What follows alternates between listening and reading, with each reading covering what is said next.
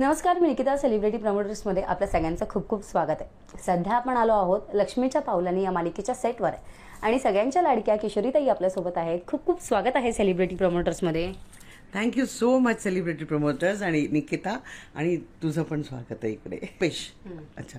आणि रुपेश, तुझंही स्वागत आहे इथे. Thank you so much. आमच्याबरोबर कॅमेरामन रुपेश आहे. क्या बात आहे, क्या बात आहे. खूप खूप थँक्यू आमचं एवढं जंगी स्वागत केल्याबद्दल. सध्या लगीन सरही सुरू आहे मालिकेच्या सेटवर. कसं एकंदरीत वातावरण आहे? वातावरण एकदम म्हणालं तर एकदम म्हणजे उत्साहित वातावरण पण आहे आणि हेक्टिक पण चालली आहे, कारण का आमचं डे नाईट काम चालू आहे. आणि डे नाईट असल्यामुळे तो एक म्हणतात ना स्ट्रेस आहे आमच्यावर.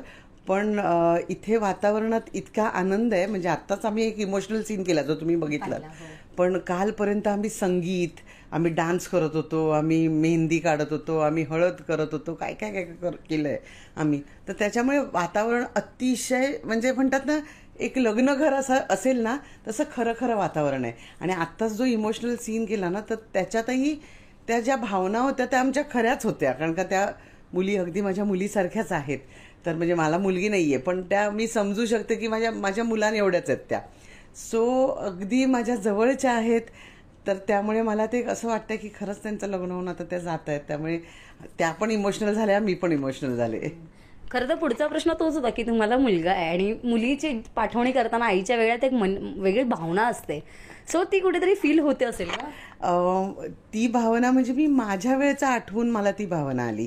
ॲक्च्युली कसं झालं की मी ते सगळं बोलत असताना मी विचार केला की हे एखादी आई बोलतीये, माझ्या आईला असंच वाटलं असेल ना, माझ्या आईवडिलांना हेच फिलिंग आलं असेल. बघ आत्ताही मला बोलताना असं भरून येतं, डोळे भरून येतात माझे, की त्यावेळेला काय ते फिलिंग असेल आईवडिलांचं, की आपली मुलगी कायमचं आपलं घर सोडून जाते. ऑफकोर्स मुलीलाही ते फिलिंग असतंच की आईवडिलांचं घर सोडून, पण मुलीला एक ती हुरहुर हे असते की आपल्याला एक स्वागत करणारं घर मिळतंय, आपला नवरा आहे तिथे, तिला जायची ती उत्सुकता असते वगैरे. पण आईवडिलांना एक पोकळी निर्माण होते की ज्या मुलीला आपण लहानपणापासून मोठं केलं, वाढवलं, तिचे सगळे हट्ट पुरवले, तिचे लाड केले, अचानक उद्यापासून आता ती नसणार आहे आपल्या आयुष्यात. तर ते जे एक फिलिंग आहे ना, बापरे, ते मी आत्ता इमॅजिन केलं ह्या सीन करताना की माझ्या आईवडिलांना काय वाटलं असेल, आणि ते आलं ते सगळं. म्हणजे तेव्हाचा काळ एकदम फार वेगळा असेल ना लग्नाचं तुमचं वातावरण. म्हणजे तुम्ही जेव्हा लग्न केलं ते वातावरण वगैरे ते अनुभवलं आणि ते कसं काही आठवणी वगैरे तेव्हाच्या त्याच आठवणी होतं की मला असं माझे बाबा रडले होते, आई रडतेच, पण बाबा आणि माझा भाऊ रडताना मी कधीच बघितलं नव्हतं. भावालाही कधी रडताना बघितलं नव्हतं किंवा वडिलांनाही रडताना कधी बघितलं नव्हतं. पण माझी पाठवणीच्या वेळी माझे बाबा आणि माझे भाऊ हुंदका देऊन रडत होते, हुंदके देऊन रडत होते. सो मला ते सगळे एक चित्रच म्हटलं ना की ते डोळ्यासमोर उभं राहिलं आणि झालं. जाऊ दे, आपण पुढे वळूया. येस. आतापर्यंत तुम्ही बऱ्याच मालिका केल्या आहेत. मागे एकदा मी पाहिलं होतं की तुम्ही सलग 3-4 मालिका एकत्र करत होतात आणि आता सुद्धा या मालिकेचं डे नाईट शूट सुरू आहे आणि सध्या तुमची तब्येत बरी नाहीये. सो कलाकार म्हणून हे तुम्ही प्रेक्षकांपर्यंत नेहमी तुमचं काम पोहोचवावं म्हणून एवढी मेहनत करत असतात. सो त्याच्याविषयी काय सांगाल? मला ना खरं लोक अल्कोहोलिक असतात, म्हणजे लोक म्हणजे सगळेच नाही, पण काही लोक अल्कोहोलिक असतात, तशी मी वर्कोहोलिक आहे. मला काम नसेल तर मला बेचैन व्हायला होतं. सो मी सतत जे 2-3 मालिका सतत सातत्याने करत असते, किंवा एक मालिका एक नाटक, किंवा एक मालिका एक फिल्म, असं काहीतरी करत असते. मला ना खूप वेळ असं सुट्ट्या घ्यायला किंवा खूप आराम करायला असं आवडत नाही. जो रात्रीचा एक 4-5 तासाची झोप माझ्यासाठी खूप होते. पण आता ह्या हेक्टिक शेड्यूलमुळे असं झालं की ती 4-5 तास सोड, ती 1-2 तासाची झोप पण आमची होत नाही आहे. सो हे सगळं अपार्ट, बट काम करायला मला प्रचंड आवडतं. आणि मला माझे को आर्टिस्ट, सहकलाकार मला वेळोवेळी सांगत असतात, अगं आता थोडा आराम कर, थोडी शांत राहा, थोडी इथे जा तिथे जा, इथे धावपळ कर, ह्याचा वेगळा गेटअप आहे, त्या ह्याचा वेगळा गेटअप आहे, वेगळी भाषा असते, कधी कधी कॅरेक्टर्स वेगळी असतात. त्यामुळे इकडे गावंढळ असेल तर तिकडे जी मॉडर्न मम्मा असते इकडे आई असते, इथे एखादी सोफिस्टिकेटेड आई असते, तर तिथे शुद्ध असते. ते हे सगळं वेगळं वेगळं असतं. आणि माझ्या वाट्याला जे आईचे कॅरेक्टर झाले ते असं नाही की एक नावापुरती आई आहे, हे भले भले भले मोठे डायलॉग्स असतात. तर त्यामुळे ते पण कधी कधी अर्धा दिवस इथे करायचा, अर्धा दिवस इथे करायचा, ते स्विच ऑन स्विच ऑफ व्हावं लागतं. But I enjoy work. मला खूप आवडतं. Work is my passion. क्या बात आहे. जेव्हा या मालिकेबद्दल कळलं आणि कळलं की अशी नवीन कलाकार मंडळी आहेत, अभय सर वगैरे आहे, सो तेव्हा काय एकंदरीत होतं? माझ्या म्हणजे कारकिर्दीत जेवढ्या मालिका मी केल्या, तर माझ्याबरोबर जी माझी मुलं आली ती सगळी न्यू कमर्सच होते. आता ईशाच आहे जी मला सेकंड टाइम रिपीट झाली आहे, बट बाकी ह्या 2 मुली आहेत त्या नवीनच आहेत माझ्याबरोबर. तर मला एक वेगळं त्यांच्याकडनं काही शिकता येईल का हे मी बघत असते, की मी करते पण आता अपग्रेड व्हायचं आहे आपल्याला, तर त्यांच्याकडनं पण खूप काही शिकता येतं. म्हणजे असं नाही की आम्ही केलं ते करेक्ट आहे, ते करतात ते चुकीचं, असं नसतं.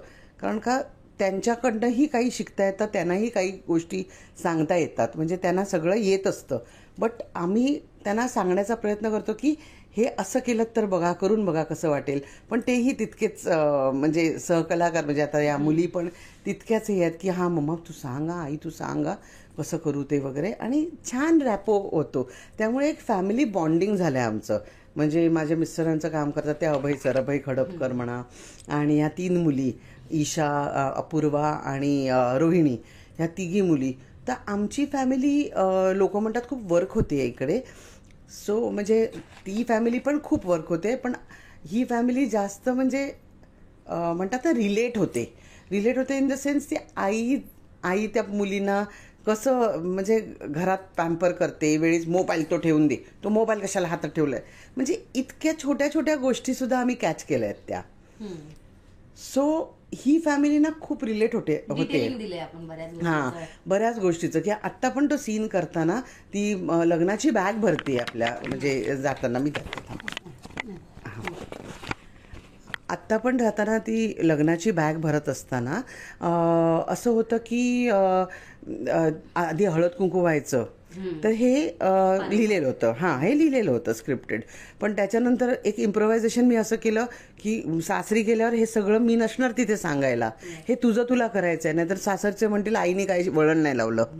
हे जे माझी आई मला म्हणायची, किंवा हे इतर आई, माझीच आई नाही पण सगळ्याच आया हेच बोलत असतात, तर ते इथे कुठेतरी आणलं, त्यामुळे ते रिलेट होतं. किंवा ती आम्ही बॅग, माझी बहीण आणि ती बॅगा भरत असतात तेव्हाही ती मोबाईलवर तिचं लक्ष असतं, तिचा मेसेज येणार असतो वगैरे, वॉट एव्हर, ते सीनमधलं आहे. पण ते मोबाईल ठेव आधी तो खाली आणि बॅग भरायला घे. आई मध्येच हळवी होते, मध्येच ओरडायचं काम करते. हे सगळं जे आहे तेही संगीता आहे. सो ते मोबाईलचं पण जे ॲडिशन होतं ते पण इम्प्रोव्हायझेशन, की त्या सगळ्या गोष्टींना आपण घरगुती ह्याच्यात करताना होत असतात. आपण ते लिहिलेलंच बोलतो, पण ह्या मधल्या ॲडलिप्स आणि इम्प्रोव्हाइज केलं ना की तो सीन जास्त फॅमिलियर होतो. असं आहे. आतापर्यंत आपण बऱ्याच मालिका केल्या, सो असं कधी अनुभव आलाय की पब्लिक प्लेसेसवर गेल्यावर म्हणजे चांगलं मालिका करताना तुम्ही चांगलं काम करता, पण विलन अरे तू का त्रास देते त्या कॅरेक्टरला, असं झालंय का कधी? काही अनुभव आहे का असे? असे खूप अनुभव आले, कारण का आता माझ्या वाट्याला येतात ती अशी खूप हळवी, प्रेमळ आणि सोज्वळ आई येते. पण सुरुवातीच्या काळात जेव्हा मी मालिका करायला घेतल्या, मराठी मालिका, हिंदीमधून मराठी मालिका, पण मराठी मालिका करायला घेतल्या तेव्हा माझ्या वाट्याला विलनच आले, सगळे मॅम्प आले.